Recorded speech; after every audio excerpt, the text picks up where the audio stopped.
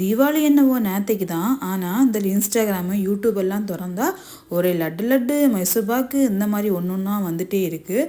நமக்கோ கிரேவிங்ஸை அடக்க முடியல. அப்போ என்ன உள் மனசு சொல்லிச்சு, இது வேலைக்கு ஆகாத ரிஃபானா, களத்தில் இறங்கிரு அப்படின்னு மனசும் மைண்டும் சொல்லிச்சு. சரி களத்தில் இறங்கிரும் சொல்லிட்டு இறங்கியாச்சு.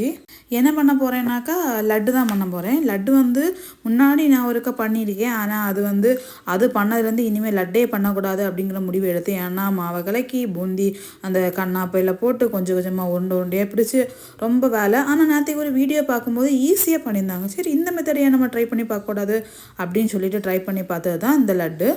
அதுலேயும் நான் லட்டை சூஸ் பண்ண காரணம் எங்கள் வீட்டு தலைவருக்கு லட்டுன்னா உயிர். சரி செஞ்சு தான் கொடுப்போமே அப்படின்னு சொல்லி தான் வேலையை தொடங்கினேன்.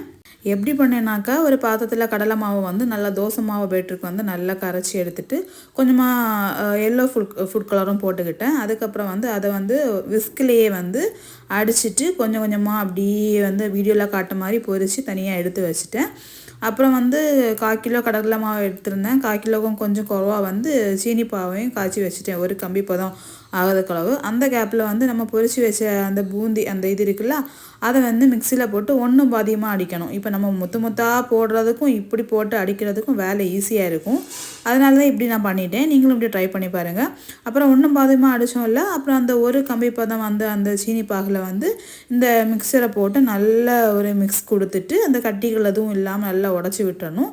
அப்புறம் இன்னொரு அடுப்பில் நெய்யில் கொஞ்சமாக நம்மளோட நட்ஸ் என்னெல்லாம் இருக்கோ அதை வறுத்து இதில் கொட்டிட்டு அப்படியே ஒரு 10 நிமிஷத்துக்கு அப்படியே ஆற விட்டுறணும்.